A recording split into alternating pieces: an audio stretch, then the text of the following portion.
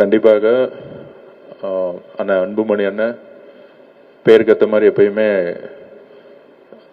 ஒரு வார்த்தை கூட வந்து கோபமான வார்த்தை கூட அன்பாவே இருக்கும் அவர்கிட்ட. Very using the words very matured and clarity. அவர் வந்து ஒரு பொலிட்டிஷியனே சொல்ல முடியாது. எப்பயுமே பேசினா வந்து வாட்டர் இரிகேஷன் பத்தி பேசுவார், டெவலப்மெண்ட் பத்தி பேசுவார். So the next new generation லீடர்ஸில் ஒரு முக்கியமான, தமிழ்நாட்டில் ஒரு முக்கியமான ஒரு ஆளுமை. ஸோ என்னதான் பொலிட்டிக்கல் ஸ்டாண்ட் இருந்தாலும் எங்களுடைய முதலமைச்சர், எங்களுடைய லீடர், சீஃப் மினிஸ்டர் விஷன். நேற்று தான் ஸ்போர்ட்ஸ் மினிஸ்ட்ரியோடைய ரிவ்யூ மீட்டிங் முடிஞ்சிச்சு. சொன்ன எல்லா விஷயத்துக்குமே எஸ் எஸ் எஸ் எஸ்ன்னு சொல்லிட்டு கோவட்னு சொன்னாரு. அந்த மாதிரி ஸ்போர்ட்ஸை விரும்பக்கூடிய ஒரு சீஃப் மினிஸ்டர். ட்ரக்ஸுக்கு பதிலாக ஸ்போர்ட்ஸை கொண்டு வரணும்னு அவர் கைப்பட எழுதினாரு. ட்ரக்ஸை விட ஸ்போர்ட்ஸை எடுன்னு எழுதினாரு. 3 கிலோமீட்டர் ரன் பண்ணாரு ஸ்போர்ட்ஸ் பீப்புளோட. அதே மாதிரி நம்மளுடைய முன்னாள் ஒன்றிய கேபினட் மினிஸ்டர் அவரும் அப்பையிலேருந்தே ஸ்போர்ட்ஸ்ல இருக்காரு. இன்னைக்கு இல்லை, கிட்டத்தட்ட நான் தமிழ்நாடு ஒலிம்பிக் அசோசியேஷன் செக்ரட்டரியா இருக்கும்போதே ஒரு 10 வருஷமா அண்ணன் வந்து இங்க எலெக்ஷன்ல நின்று அசோசியேஷன் இருக்கக்கூடிய ப்ராப்ளம், டிரான்ஸ்பரன்சி, ரெக்கமெண்டேஷன்லாம் கிளீன் அப் பண்ணி இன்னைக்கு இங்கே நேஷனல் வரைக்கும் பிளேயர்ஸ் வந்து ட்ராவல் பண்ணுறாங்கன்னா அஃப்கோர்ஸ் ஒரு குட் லீடர்ஸால் இருந்தால் மட்டும்தான் அந்தந்த அசோசியேஷன் வந்து ஒரு சஸ்டைன் பண்ண முடியும். So as a player daily evening வந்து என்னதான் பொலிட்டிக்கல் ஒர்க் இருந்தாலும் டெய்லி பேட்மிண்டன் விளையாடக்கூடிய ஒரு பிளேயராக இன்னைக்கும் அன்புமணி சார் இருக்கிறார், இன்னைக்கும் அண்ணன். ஸோ அரசியலுக்கு அப்பாற்பட்டு எல்லாருமே ஸ்போர்ட்ஸ்ல ஜாயின் பண்ணுங்கிறது நம்மளுடைய குறிக்கோள். எங்களுடைய சிஎம்மும் சரி, பொலிட்டிக்கல்லாம் வந்து நெக்ஸ்ட் டெவலப்மெண்ட். அதுல யூத் 55% பாப்புலேஷன் இருக்கக்கூடிய தமிழ்நாட்டில் ஸ்போர்ட்ஸுங்கிறது ஃப்ரண்ட்ல கொண்டு வந்து நிப்பாட்ட வேண்டிய பொறுப்பு எல்லாருக்கும் இருக்கு. சார் சொன்ன மாதிரி அந்த அளவுக்கு ஸ்போர்ட்ஸை வந்து டெய்லியும் நேசிக்கக்கூடியவர் அன்புமணி அண்ணன். லாஸ்ட் 10 வருஷமா அவருடைய டிராவல் நிறைய விதத்தில் ஸ்போர்ட்ஸ்ல பண்ணியிருக்கோம். 1994க்கு அப்புறம் தமிழ்நாட்டில் இன்ஃப்ராஸ்ட்ரக்சர்ஸே கிடையாது. மேடம் ஜெயலலிதா மேடம் வந்து அப்போ வந்து சாஃபா நடத்தினாங்க. ஸோ அப்போ தான் இந்த நேரு ஸ்டேடியம் உருவாக்கப்பட்டது, வேளச்சேரி உருவாக்கப்பட்டது, டென்னிஸ் கோர்ட் உருவாக்கப்பட்டது.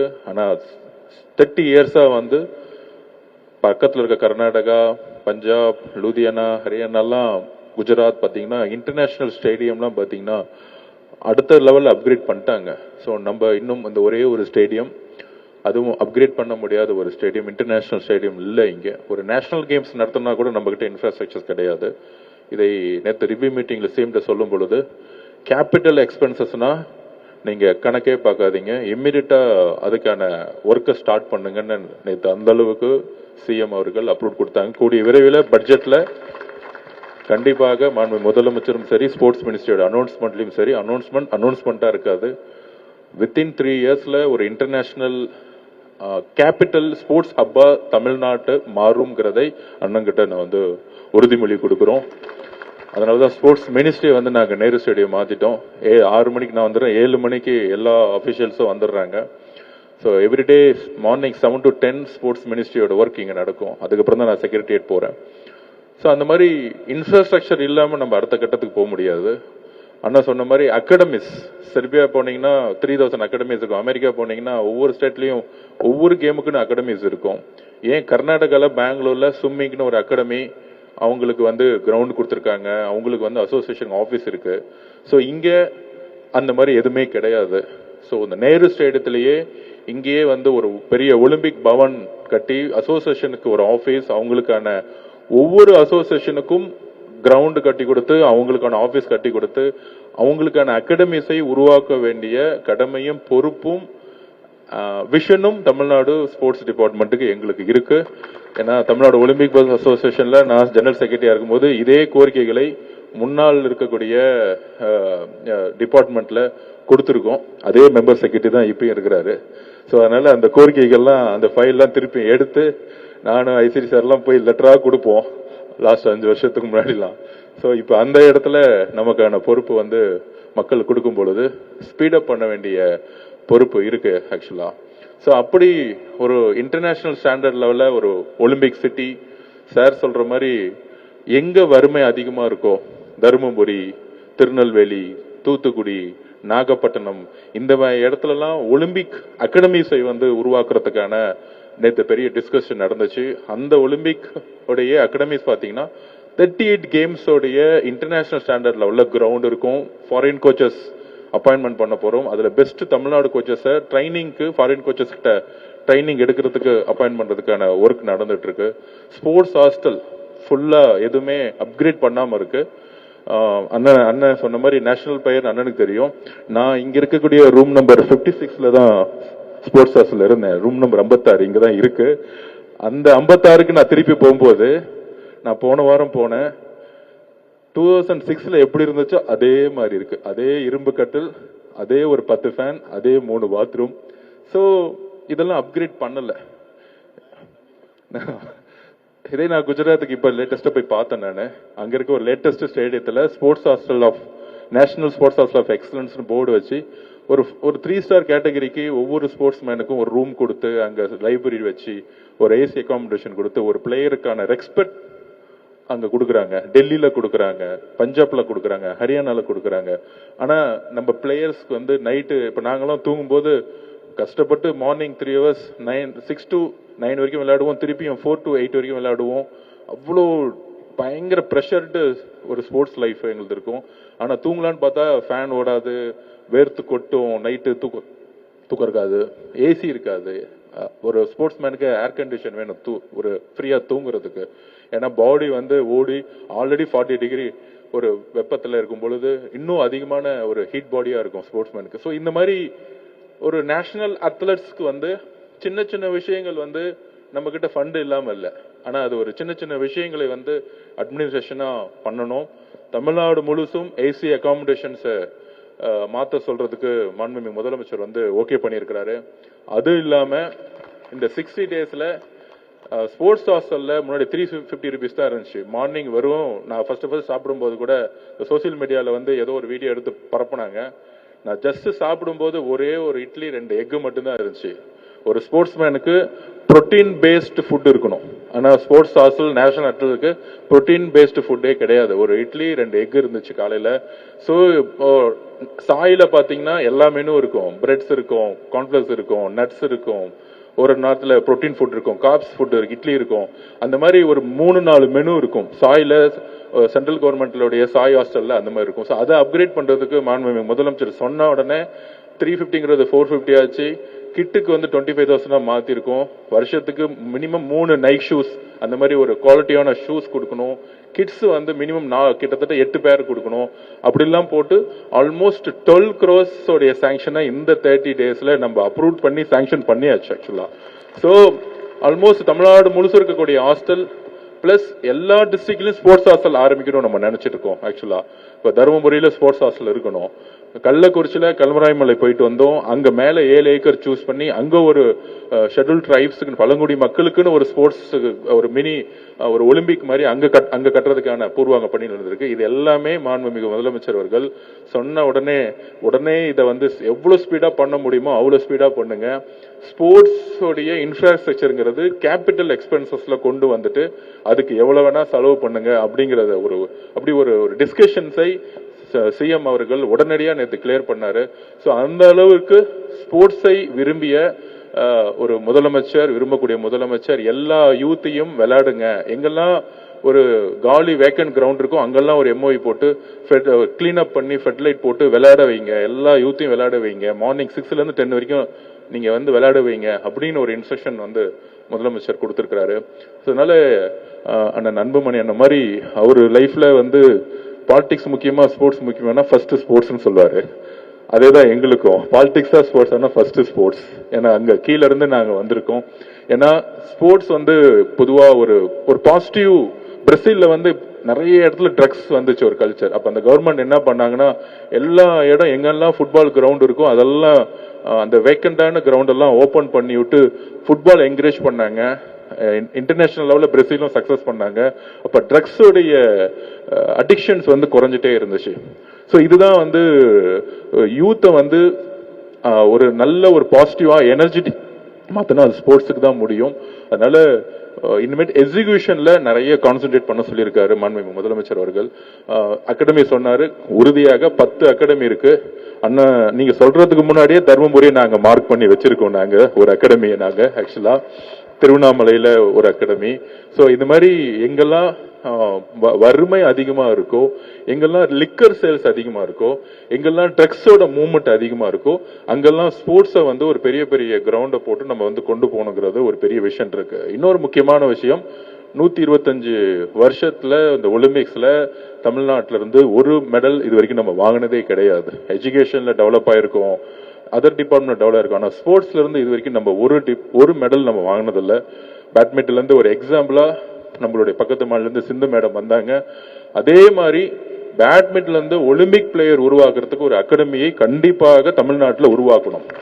எனக்கு ரொம்ப பிடிச்ச விஷயம் கோபிச்சந்த் சார். கோபிச்சந்த் சார் வந்து எனக்கு ஒரு இன்ஸ்பிரேஷன் மாதிரி. கிரிக்கெட்ல வந்து ஜக்மோகன் டால்மியா ஒரு இன்ஸ்பிரேஷன்னா, பேட்மிண்டன்ல வந்து கோபிச்சந்த் சார் வந்து ஒரு பெரிய இன்ஸ்பிரேஷன். அவரு ஓனா ஒரு அகாடமி போட்டாரு, கவர்மெண்ட் லேண்ட் கொடுத்தாங்க. அந்த மாதிரி எல்லா அசோசியேஷனுக்கும் லேண்ட் கொடுத்து இன்ஃப்ராஸ்ட்ரக்சர் வந்து பேக்கப் பண்ண வேண்டிய கடமை கண்டிப்பாக எஸ்டிஐடிக்கு இருக்கு, அரசுக்கு இருக்கு, முதலமைச்சருக்கும் அதுல பரிபூர்ண சம்பந்தம் இருக்கு. ஸோ கோபிச்சந்த் அகாடமி மாதிரி, படுகோன் அகாடமி மாதிரி ஒரு பெரிய அகாடமியை உருவாக்குவோம். மேக்சிமம் 2036ல தமிழ்நாட்டில இருந்து குறைந்தபட்சம் ஒரு 15 மெடல் வந்து ஒலிம்பிக்ஸ்ல நம்ம எடுக்கணுங்கிற ஒரு டார்கெட் வந்து நம்ம வச்சிருக்கோம். 2036 இஸ் அவர் கோல்.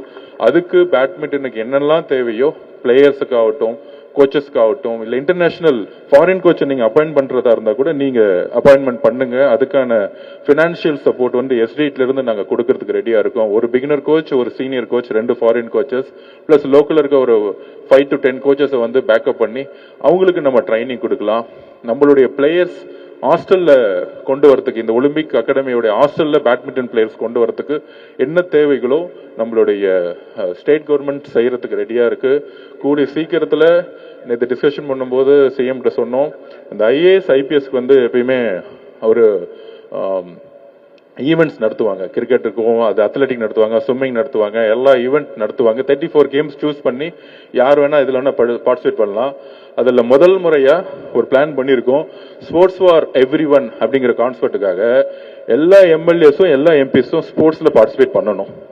அப்படி ஒரு ஈவெண்ட்டை வந்து நம்ம நடத்த போறோம். அரசியல் கட்சிக்கு அப்பாற்பட்டு, அது டிஎம்கேவா இருக்கலாம், ஏடிஎம்கேவா இருக்கலாம், பிஜேபியா இருக்கலாம், எந்த கட்சி வேணா இருக்கலாம், எல்லோரும் சேர்ந்து விளையாடணும். எம்எல்ஏஸ், எம்பிஸ், சில பேரால வயசானவங்க விளையாட முடியலையா, வாக்கிங்ல ஒரு காம்படிஷன். அந்த மாதிரி எல்லோரும் எம்எல்ஏ எம்பிஸ் எல்லோரும் விளையாடணும். அதுல காம்படிஷன் வந்து ஐபிஎஸ் அண்ட் ஐஏஎஸ் அவங்க ஒரு தனி அணி, எம்எல்ஏ எம்பிஸ்லாம் ஒரு தனி அணி, ஒரு காம்படிஷன் மாதிரி ஒரு எனர்ஜெட்டிக் தமிழ்நாடு, ஒரு பாசிட்டிவ் தமிழ்நாடு. அரசியல் மேடைகளை நம்ம சண்டை போடுறோம், அது வேற. ஆனா ஸ்போர்ட்ஸ் வரும்பொழுது நம்ம எல்லாரும் ஒன்னா இருக்கணும் அப்படிங்கிற ஒரு விஷன் மாண்புமிகு முதலமைச்சர் அவர்களுக்கும் சிஎம் அவர்களுக்கும் இருக்கு. ஸோ தமிழ்நாட்டில் கூடிய விரைவில் பட்ஜெட் செஷன் எல்லாம் முடிஞ்ச பிறகு யார் யாரெல்லாம் ஏதோ ஒரு எம்எல்ஏ, ஏதோ ஒரு மினிஸ்டரா இருந்தாலும் சரி, எம்பியா இருந்தாலும் சரி, அந்த புரோட்டோகால்லாம் எடுத்துட்டு எல்லோரும் ஸ்போர்ட்ஸை வந்து நம்ம வந்து கொண்டு போறதுக்கு ஒரு காம்படிஷன்ஸை ரொம்ப அழகா ஒரு அரசியலுக்கு அப்பாற்பட்டு உருவாக்கணும். அப்போதான் வந்து மக்களுக்கு வந்து ஸ்போர்ட்ஸை வந்து எந்த அளவுக்கு கிரவுண்ட் லெவல்ல கொண்டு போக முடியும். ஒரு எம்எல்ஏ, எம்பி, மினிஸ்டர்ஸ் எல்லாரும். அதனாலதான் முதலமைச்சர் வந்து நானும் வந்து ரன் பண்றேன்னு 3 கிலோமீட்டர் ரன் பண்ணாரு. ஸோ அந்த இம்பார்ட்டன்ட் சிஎம்க்கு தெரியுது, ஃபிட்னஸ்க்கு, உடலுடைய உழைப்புக்கு தெரியுது. நான் சொல்லிட்டே இருந்தேன், பிசிக்கல் டீச்சர்ஸ் 6000 பேர் வந்து ஒன்றிணைச்சிட்டு இருக்கோம். அவங்களுக்கான விஷன்ஸையும் அவங்களுக்கான சிலபஸையும் ரெடி பண்ணிட்டு இருக்கோம். பிசிக்கல் டீச்சர்ஸோட குறிக்கோளை டேலண்ட் ரிசர்ச் விங்குன்னு சொல்லிட்டு கீழே இருக்க கிராமப்புறத்தில் இருக்கக்கூடிய ஹைப்பரா இருக்கக்கூடிய பிளேயர்ஸை வந்து எஸ்டிஐடிக்கு அனுப்புற அளவுக்கு அவங்களுக்கு ஒரு ட்ரைனிங் சென்டர்ஸ் ரெடி பண்ணி. ஏன்னா பிசிக்கல் டீச்சர்ஸ் வரைக்கும் யூஸ் பண்ணதே இல்லை. இப்ப சைனா, அமெரிக்காலாம் பாத்தீங்கன்னா ஸ்கூல்ல இருக்க டீச்சர்ஸுக்கு தான் ரொம்ப ரொம்ப இம்பார்ட்டன்ட் கொடுப்பாங்க. இங்க இந்தியன் கோச்சஸ் கொடுக்குற இம்பார்ட்டன்ஸ் ஸ்கூல்ல இருக்க டீச்சர்ஸ்க்கு கொடுக்கறது இல்ல. மேக்ஸ் சயின்ஸ் டீச்சர் கொடுக்குற இம்பார்ட்டன்ட் பிசிக்கல் டீச்சர் கொடுத்தது இல்ல. பஸ் ஸ்டாண்டை பாக்குறதுக்கும் முடிவெட்டுறதை பாக்குறதுக்கும் டிசிப்ளின் டீச்சரா மாத்திருக்காங்க. பட் பிசிக்கல் டீச்சர் நினைச்சா கிராமப்புறத்துல இருந்து பெஸ்ட். இப்போ ஃபார் எக்ஸாம்பிள் பாஸ்கெட்பால் பிளேயர்னா ஒரு 10 வயசுல எல்லாம் பாத்தீங்கன்னா சில பேர் வந்து 6 ஃபீட்லயே வந்திருக்காங்க. ஸோ ஆனா நமக்கு தெரியாது, அங்க நம்ம ஐடென்டிஃபை பண்றது ரொம்ப கஷ்டமா இருக்கும். பஞ்சாப்லாம் ஐடென்டிஃபை பண்ணி கொண்டு வந்துடுறாங்க. ஸோ இந்த 6000 பிசிக்கல் டீச்சர்ஸுக்கு ஒரு பெரிய மீட்டிங் பண்ணி மாண்புமிகு முதலமைச்சர் அவர்கள் கூடிய விரைவில் ஒரு பெரிய ஒரு விஷனரி டாக்குமெண்ட்டை கண்டிப்பா கொடுப்பாரு. அப்படி கீழிருந்து வரக்கூடிய பிளேயர்ஸ், குறிப்பாக கிராமப்புறத்தில் வரக்கூடிய விவசாயிகள், மீனவ குடும்பத்தில் வரக்கூடிய பிளேயருக்கு உறுதியா பயங்கர ஸ்ட்ராங்கா இருக்கிறாங்க. இப்ப தூத்துக்குடியிலிருந்து கொண்டு வந்தா பெஸ்ட் ஸ்விம்மர் கிடைக்கும். தஞ்சாவூர் பக்கத்துல இருந்து இங்க இருந்து நம்ம ராயபுரத்துல இருந்து நார்த் மெட்ராஸ்ல பாத்தீங்கன்னா பெஸ்ட் பாக்ஸர் கிடைக்கிறாங்க. ஒரு சமூகத்தினுடைய கோபமா இருக்கக்கூடிய ஒரு இளைஞரை வந்து நம்ம ஸ்போர்ட்ஸ் திருப்பும் பொழுது இன்னும் வந்து நம்மளால அது மெடலா மாற்ற முடியும். ஸோ அது அந்த நெகட்டிவ் எனர்ஜியை பாசிட்டிவா மாத்துறது வந்து ஸ்போர்ட்ஸ்.